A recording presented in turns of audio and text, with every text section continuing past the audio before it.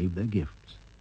The first said, "She shall blossom full and fair, with beauty that's beyond compare. As well as being fair of face, she'll be endowed with natural grace. She will sing and dance with ease, and everyone she meets will please. She'll see the world through knowing eyes, and grow up to be truly wise." The fifth fairy then said, "With wit and charm she will beguile all those upon she'll choose to smile." Suddenly a most terrible thing happened. A seventh fairy appeared.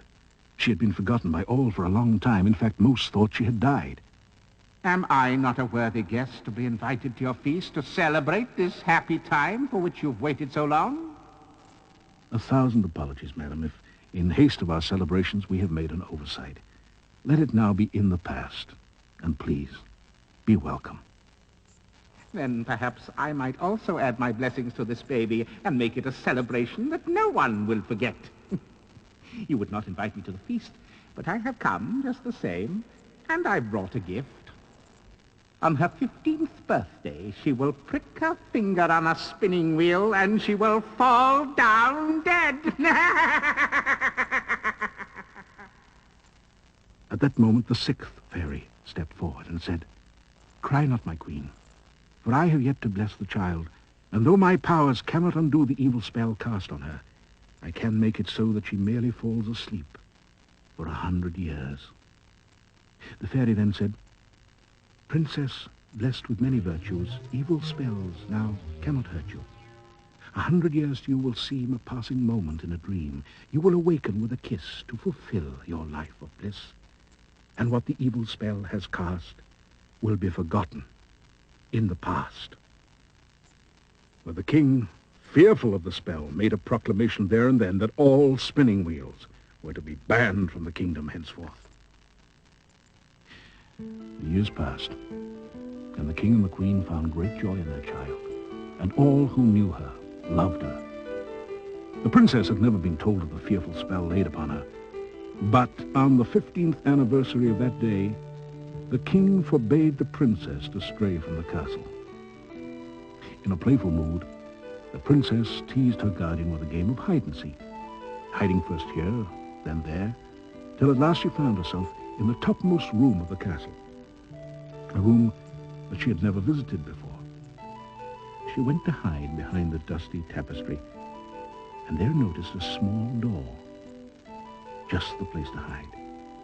Behind the door was a room, and inside was an old lady dressed in a shawl and working with something that the princess had never seen before, a spinning wheel. "What are you doing, old woman?" asked the princess. "I'm spinning, my dear, and waiting for you." The princess stepped closer and touched the spindle, which pricked her finger. She was taken to her room and laid on a bed of flower petals. It was at this moment of grief that the good fairy appeared once more, and with a wave of her hands cast a spell over the whole castle and its grounds. The fountain stopped as if frozen. The flames of the fire remained motionless. The steam from the kettle stayed in the air as if painted, and the page boy's sneeze was stifled for 100 years. The briars, brambles, and vines grew to shroud the castle from view and form a barrier to all who would trespass in it. It was truly a mystery to those who lived nearby, but time passed, and its mystery became part legend, part myth, oft told to children at bedtime. Now, one of those children was the son of the king who ruled a neighboring kingdom. He grew to be a handsome prince and often hunted in the fields and woods that surrounded the old castle. One day, in pursuit of a stag, he found himself by the briars and brambles of the castle. Seeking the stag within the tangled mesh, he took his sword to cut a path through the branches, and then, much to his astonishment, a path opened in front of him.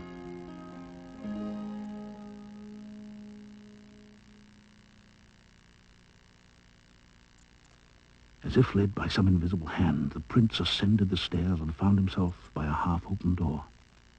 He peeped in